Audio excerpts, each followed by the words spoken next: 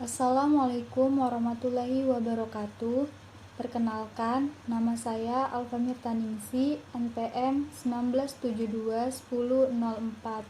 Baiklah, saya akan mempresentasikan seminar dengan judul Pengendalian Hama Tikus pada Tanaman Kelapa Sawit Elais guineensis Jack menggunakan burung hantu Tito alba. Pengembangan agribisnis kelapa sawit merupakan salah satu langkah yang diperlukan sebagai kegiatan pembangunan subsektor perkebunan dalam rangka revitalisasi sektor pertanian. Perkebunan kelapa sawit saat ini telah berkembang tidak hanya yang diusahakan oleh perusahaan negara, tetapi juga perusahaan swasta dan rakyat. Namun, budidaya kelapa sawit pada saat ini menghadapi berbagai kendala. Salah satu di antaranya yaitu adanya gangguan hama dan penyakit seperti hama tikus. Hama pada umumnya yang paling merugikan atau merusak pada fase tanaman yang sudah menghasilkan. Oleh karena itu, pengendalian terhadap hama dan penyakit perlu dilaksanakan secara baik dan benar. Tanaman kelapa sawit menghasilkan. Kelapa sawit adalah tanaman perkebunan industri berupa pohon batang lurus dari famili Palmae. Industri kelapa sawit di Indonesia telah berkembang pesat dengan dukungan pertumbuhan perkebunan yang sangat pesat pula, hingga mencapai lebih dari 6,3 juta hektar.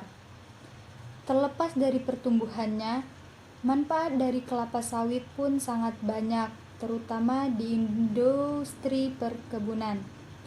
Di antaranya, sebagai bahan baku industri minyak goreng, sebagai bahan baku industri margarin, sebagai bahan baku industri alkohol, sebagai bahan baku industri kosmetika, sebagai industri pakan ternak, sebagai bahan dasar industri sabun, sebagai obat, sebagai bahan pembuat partikel board, dan sebagai bahan pupuk kompos. Di samping semua manfaat itu, tanaman kelapa sawit juga bisa digunakan sebagai bahan baku utama bahan bakar yang disebut biofuel atau lebih dikenal crude palm oil. Namun, produktivitas tanaman kelapa sawit sering sekali menurun, yang disebabkan karena faktor alam dan gangguan hama dan penyakit. Hama yang menyerang tanaman kelapa sawit umumnya adalah hama tikus. Hama tikus sering sekali menyerang tanaman menghasilkan, sehingga apabila hama tikus tidak dikendalikan, maka dapat menurunkan kualitas tanaman kelapa sawit. Pengertian hama. Hama dalam arti luas adalah semua bentuk gangguan baik pada manusia, ternak, dan tanaman. Sedangkan pengertian hama dalam arti sempit yang berkaitan dengan kegiatan budidaya tanaman adalah semua hewan yang merusak tanaman atau hasilnya dan menimbulkan kerugian secara ekonomis. Hama tikus dengan filum chordata, subfilum vertebrata, kelas Mammalia, ordo Rodentia, famili Muridae, genus Ratus, spesies Ratus argentiventer tikus sawah, Ratus Pyomanicus tikus pohon. Siklus hidup dan perkembangbiakan hama tikus. Tikus termasuk hewan yang mengalami masa perkembangbiakan yang cukup pesat. Pada umur sekitar 2 hingga 3 bulan atau sekitar 75 hari, tikus telah matang kelamin dan melakukan perkawinan. Setelah melakukan perkawinan, maka ia akan mengalami masa bunting selama sekitar 21 hingga 23 hari. Beberapa jam kemudian, sekitar 24 hingga 48 jam setelah melahirkan, tikus akan mengalami masa birahi lagi, sehingga perkawinan pun akan terus terjadi. Seekor tikus betina dapat melahirkan anak sampai 3 kali berturut-turut. Dalam 1 kali melahirkan, tikus menghasilkan 12 ekor anakan. Gejala yang ditimbulkan dari serangan hama tikus. Yang pertama, pada tanaman belum menghasilkan, tikus sering menyerang tanaman muda umur 0 hingga 1 tahun. Jika menyerang sampai ke titik tumbuh, dapat menyebabkan kematian pada tanaman. Pada tanaman menghasilkan, selain menyerang bunga betina dan bunga jantan, tikus juga memakan daging buah, baik pada tandan muda ataupun tandan matang. Tanda serangan terlihat jelas pada buah berupa bekas gigitan atau gerekan, lubang-lubang pada pangkal pelepah, bahkan sering ditemui pelepah yang putus.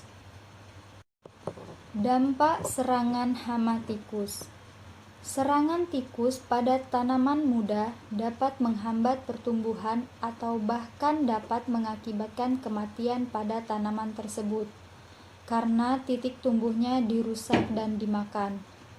Pada tanaman menghasilkan, tikus memakan bunga betina dan jantan, buah muda maupun buah tua, serta membawa berondolan buah ke buah tumpukan pelepah atau ke dalam sangkarnya.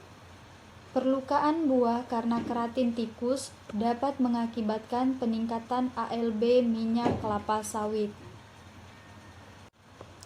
Klasifikasi dari burung hantu Tyto alba dengan filum chordata, subfilum vertebrata, kelas Aes, ordo Strigiformes, famili Tytonidae dan Strigidae, genus Tyto. Siklus hidup burung hantu Tyto alba. Tyto alba menempati sangkarnya pada 3-4 bulan setelah mereka dilepaskan dan mencari pasangannya pada umur 8-12 bulan. Kemudian bertelur dalam waktu 1 bulan setelah perkawinan. Telur nanti mulai dierami pada saat telur ketiga dan keempat dan menetas setelah 30 hari. Pada umur 2,5-3 bulan, anak-anak burung hantu mulai belajar terbang dan meninggalkan induknya untuk mencari sangkar yang baru dan mencari pasangan sendiri-sendiri pada umur 8 bulan dan bertelur dalam waktu 1 bulan setelah perkawinan. Periode bertelur 4,5-5,5 bulan sekali, sehingga kecepatan perkembangan populasi burung hantu ini cukup tinggi, yaitu 4-8 anak tiap tahun. Cara burung hantu memakan mangsa. Makanan utama burung hantu adalah tikus, baik tikus sawah maupun tikus hutan. Akan tetapi, burung hantu tidak pernah memaksa tikus kasturi, dikarenakan tikus kasturi mengeluarkan bau busuk. Burung hantu juga tidak suka makan bangkai tikus. Burung hantu dewasa setiap kali sanggup memakan sekitar 3-5 ekor tikus hidup, 80-100 gram daging, tergantung pada besar kecilnya tikus. Cara burung hantu memakan mangsa. Mula-mula, burung ini akan memotong leher tikus menggunakan paruhnya yang tajam secara langsung atau setelah tiba di sarang. Sasaran utama yang menjadi santapan adalah kepala tikus yang akan ditelan bersama kulit serta bulunya.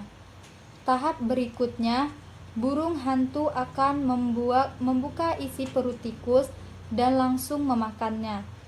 Bila induk burung hantu sedang mengasuh anak-anaknya, maka isi perut tersebut akan diberikan kepada anak-anaknya. Tahap akhir adalah mencabik-cabik atau memotong-motong daging atau seluruh badan tikus menjadi bagian kecil. Potongan daging bersama bulu dan tulang tersebut ditelan seluruhnya dan dicerna dengan bantuan enzim yang bersifat asam. Akhirnya, seluruh makanan tersebut menjadi gumpalan yang disebut pelet. Baik, sekian, terima kasih. Saya akhiri. Wassalamualaikum warahmatullahi wabarakatuh.